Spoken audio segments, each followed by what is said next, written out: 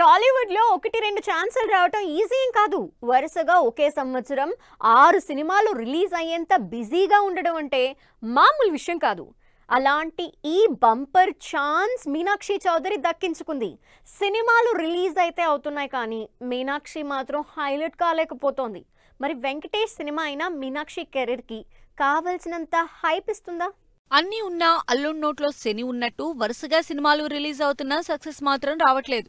అలా అని ఆ సినిమాలేం ఊరు పేరు లేని సినిమాలు కాదు. అందరూ స్టార్ హీరోలు, హ్యాపెనింగ్ హీరోలతో చేసినవే. ఆ సినిమాలన్నీ యావరేజ్ టాక్ తెచ్చుకున్నా మీనాక్షికి మాత్రం ఎక్కడా ప్లస్ అవ్వలేదు. కానీ ఈసారి అలా ఉండదంటోంది మీనాక్షి చౌదరి. ఈసారి రిలీజ్ అవుతున్న సినిమా కెరియర్లో పెద్ద బ్రేక్ ఇస్తుందని ఫుల్ కాన్ఫిడెన్స్తో ఉంది మీనాక్షి. సినిమాలు చేస్తున్నా క్రెడిట్ రావడం లేదు మీనాక్షికి. అయితే సంక్రాంతికి వస్తున్నాం సినిమాలో చేస్తున్న క్యారెక్టర్ మాత్రం అందరికీ గుర్తుండిపోతుందని చెబుతోంది.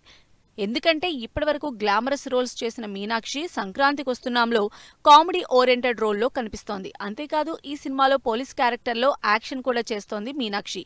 ఈ రెండు తన కెరీర్లో ఫస్ట్ టైం కాబట్టి గ్యారంటీగా ఆడియన్స్కి నచ్చుతుందనే నమ్మకంలో ఉంది మీనాక్షి. వరుసగా సినిమాలు చేస్తున్న ఫేమ్ రావడం కానీ, కెరీర్కి కావలసిన క్రేజ్ కానీ మీనాక్షికి రావడం లేదు అనడంలో ఏమాత్రం డౌట్ లేదు. హీరోయిన్లకు 1-2 సినిమాలు చేసి హడావిడి చేస్తేనే ఆఫర్లు, కావలసినంత క్రేజ్ వచ్చేస్తుంది.